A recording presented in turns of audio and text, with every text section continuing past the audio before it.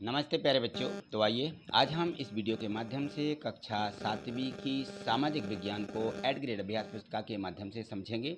तो देखिए, जो हमें एड ग्रेड अभ्यास पुस्तिका मिली है, कुछ बच्चे ऐसे भी हो सकते हैं जिन्होंने स्कूल से प्राप्त नहीं करी है, तो वो स्कूल जाकर के अपने टीचर से इस वर्ष की 2024-25 वाली ये जो हमारी एड ग्रेड अभ्यास पुस्तिका है ये प्राप्त कर लीजिए। और इसके बाद इसमें देखिए ये अनुक्रमणिका दी गई है, ये सभी पाठ हमें इसी वीडियो के माध्यम से आपको समझाए जाएंगे। तो यदि आपने चैनल सब्सक्राइब नहीं किया है तो चैनल को सब्सक्राइब करके रखें, जिससे कि हमारे ये जो अध्याय हैं सभी अध्याय जल्दी से ही कंप्लीट हो सकें। तो देखिए यहाँ से हम शुरू करते हैं। ये दिया गया है इसका अध्याय 1, और इस अध्याय 1 में देखिए यहाँ है प्रारंभिक कथन, हजार वर्षों के दौरान हुए परिवर्तनों की पड़ताल यानी खोज। ठीक है ना, जो हजारों वर्षों में जो परिवर्तन हुए हैं वह सभी हमें इस पाठ के माध्यम से हम जानेंगे और इनको समझेंगे। तो यहाँ देखें, इसमें दिया गया है प्रश्न। यहाँ सबसे पहले ऑब्जेक्टिव प्रश्न दिए गए हैं यानी बहुविकल्पीय प्रश्न हैं। इन प्रश्नों में एक उत्तर सही होता है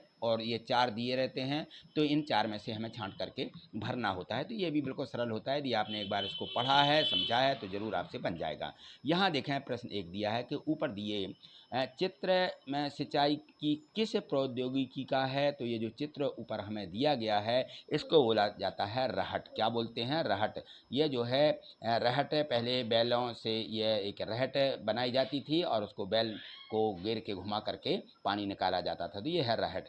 और यहाँ देखें प्रश्न 2 दिया गया है कि पांडुलिपियों को किस स्थान पर रखा जाता था। तो जो पांडुलिपियाँ थीं, जो पुराने दस्तावेज थे, उनको अभिलेखागार में रखा जाता था। तो यहाँ डी अभिलेखागार इसमें भर देंगे। प्रश्न तीसरा देखें, मध्ययुग में आने वाला कोई भी अनजाना व्यक्ति जो उसे समाज का या संस्कृति का ना हो, वो क्या कहलाता है? वह कहलाता है विदेशी। क्या बोलते हैं? विदेशी। जो ऐसा आदमी रहता है तो उसको हम विदेशी बोलते हैं। आगे देखें, यहाँ देखिए प्रश्न चौथा है कि मध्ययुग में बड़े बुजुर्गों की सभा जो अपनी जातियों के नियम बनाती थी और उनका पालन करवाती थी, उसे क्या कहते हैं? तो उसे कहते हैं जातीय पंचायत।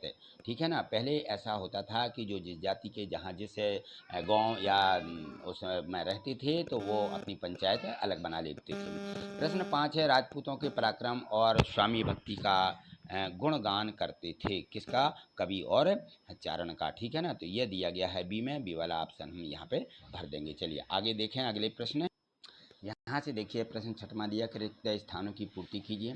पांडुलिपियाँ तथा दस्तावेजों को कहाँ कहाँ पुस्तकालय तथा अभिलेखागार में रखा जाता है। ठीक। पर्यावास में परिवर्तन के कारण कई वनवासियों को मजबूर होकर अपना स्थान छोड़ना पड़ा। 14वीं शताब्दी के इतिहासकार जो थे जियाउद्दीन बर्नी ने अपना वृत्तांत पहली बार लिखा था।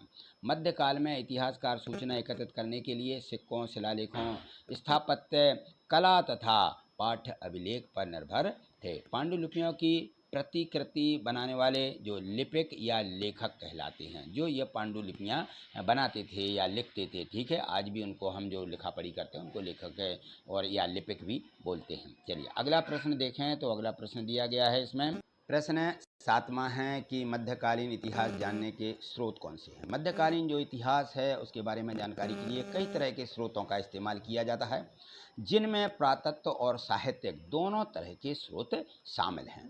प्रश्न 8वां है कि किसी भी क्षेत्र के पर्यावरण और वहाँ रहने वाले लोगों की सामाजिक व सांस्कृतिक जीवन शैली को क्या कहते हैं। किसी भी क्षेत्र के पर्यावरण और वहाँ रहने वाले लोगों की सामाजिक और सांस्कृतिक जीवन शैली जो है वह सामाजिक सांस्कृतिक पर्यावरण कहलाती है या पर्यावरण कहते हैं। अगला प्रश्न, प्रश्न 9वां देखिए। तो इसमें दिया गया है कि अंग्रेज इतिहासकारों ने भारतीय इतिहास को कितने युगों में बांटा है, उनके नाम लिखिए। तो अंग्रेज इतिहासकारों ने भारत के इतिहास को 3 युगों में बांटा है। नंबर 1 हिंदू, और नंबर 2 मुस्लिम, और नंबर 3 ब्रिटिश, इस प्रकार से। ठीक है। प्रश्न 10वां दिया है कि क्षेत्रीय साम्राज्य से क्या आशय है, इसका क्या मतलब है। तो क्षेत्रीय समाज जो है एक ऐसा साम्राज्य होता है जो कई क्षेत्रों में फैला हुआ हो। यह साम्राज्य कई संस्कृतियों, धर्मों और भौगोलिक क्षेत्र में फैला होता है तथा इन क्षेत्रों में सामाजिक, सांस्कृतिक, राजनीतिक और आर्थिक विविधता भी हो सकती है। ठीक। अगला प्रश्न, प्रश्न 11वां दिया है कि अभिलेखागार से क्या मतलब है। अभिलेखागार दस्तावेज और पांडुलिपियों को संग्रहित करने की जगह होती है, अभिलेखागार। ठीक। प्रश्न 12वां है, पांडुलिपियों के उपयोग में इतिहासकारों के सामने कौन कौन सी समस्याएं आती हैं। तो कई बार पांडुलिपियों की लिखावट को समझने में बहुत दिक्कत आती है।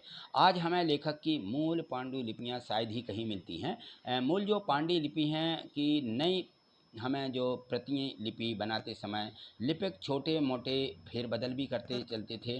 तो कहीं कोई शब्द, कहीं कोई वाक्य, इस प्रकार से वो फेरबदल भी हो चुके हैं, हमें मूल प्रतियां प्राप्त नहीं हो पा रही हैं।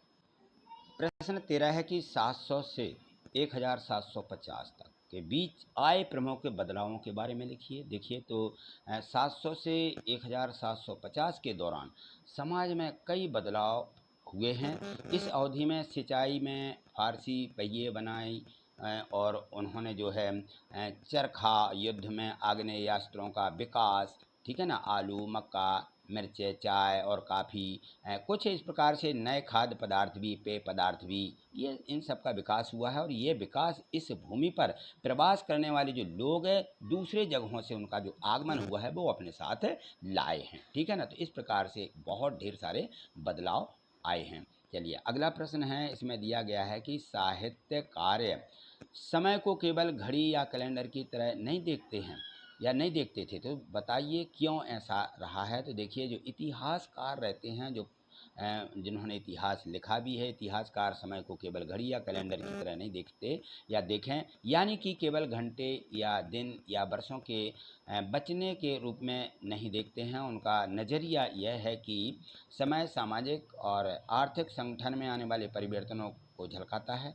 यह दिखलाता है कि नए विचारों और विश्वास हमें कितना स्थायी कर रहा है और कितना परिवर्तन इसमें आया है, ये दिखला रहा है। प्रश्न यहाँ देखें 15वां प्रश्न दिया गया है, इसमें है कि सन जो यहाँ पे दिया गया है ये है 1318 ईस्वी।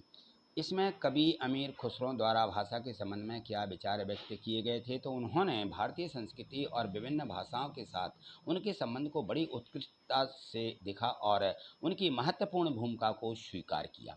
उन्होंने उर्दू को एक मिश्रण भाषा के रूप में वर्णित किया और इसे भारतीय और इस्लामी संस्कृति के संगम का प्रतीक भी माना है। ठीक है, चलिए अगला प्रश्न है, इसमें दिया गया है प्रश्न 16वां, इसमें दिया है कि मध्यकाल में हुए मुख्य धार्मिक परिवर्तनों के बारे में बताइए। तो मध्यकाल में कई मुख्य धार्मिक परिवर्तन हुए जो समाज और सांस्कृतिक जीवन में महत्वपूर्ण बदलाव लाए हैं। यह परिवर्तन विभिन्न धर्म और संस्कृतियों में हुए हैं और उनके प्रभाव लंबे समय तक महसूस किए गए हैं।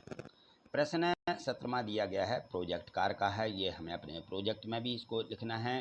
तो इसमें दिया था कि आपके ग्राम, शहर अथवा ज़िले की ऐतिहासिक इमारतों के चित्र एकत्रित करो और उनके बारे में यहाँ पे जिस प्रकार से प्रश्न पूछे गए हैं इनके उत्तर दीजिए। तो इमारत का निर्माण कब हुआ, यदि आपने वो किसी इमारत का चित्र प्राप्त किया है तो उसका बताइए निर्माण कब हुआ है। तो यहाँ देखिए मैंने ताजमहल का चित्र प्राप्त किया और उसमें लिख दिया कि 1631 ईस्वी में ताजमहल का निर्माण हुआ है। निर्माण किसके द्वारा कराया गया था, इसे मुगल शाहजहां द्वारा आरंभ में किया गया था या प्रारंभ किया गया था। इमारत के निर्माण में किस प्रकार की सामग्री का उपयोग किया गया है। तो इसके निर्माण में सफ़ेद संगमरमर के पत्थर तो इसमें उपयोग किए गए हैं। ठीक, अगला प्रश्न देखें तो इसमें अगला प्रश्न इसका दिया गया है कि इमारत पर किस प्रकार की चित्रकला की गई है। तो देखिए सफ़ेद संगमरमर लगा हुआ है उसमें, तो अत्यंत उत्कृष्ट पत्थर उसमें नक्काशी की गई है, बहुत सी डिजाइनें बनाई गई हैं। इमारत का वर्तमान में क्या उपयोग किया जा रहा है। तो देखिए वर्तमान में जो ताजमहल है यह पर्यटन स्थल बना हुआ है और यहाँ पर ढेर सारे लोग जो है देश विदेश से देखने के लिए जाते हैं। इसकी देखभाल किसके द्वारा की जा रही है। तो इसकी देखभाल जो है भारत सरकार के अधीन में है यह है।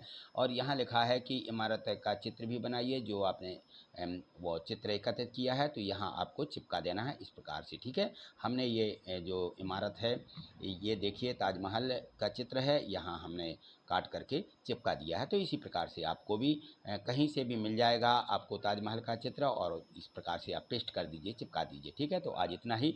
मिलते हैं अगली वीडियो के माध्यम से। आगे यदि आप और भी देखना चाहते हैं हमारी वीडियो, तो आप चैनल को सब्सक्राइब करके रखिएगा। देखिए नीचे सब्सक्राइब है लिखा रहता है, उसको क्लिक कर लें तो चैनल सब्सक्राइब हो जाएगा, और वीडियो को हमेशा लाइक करते चलना है। ठीक है, थैंक यू, धन्यवाद।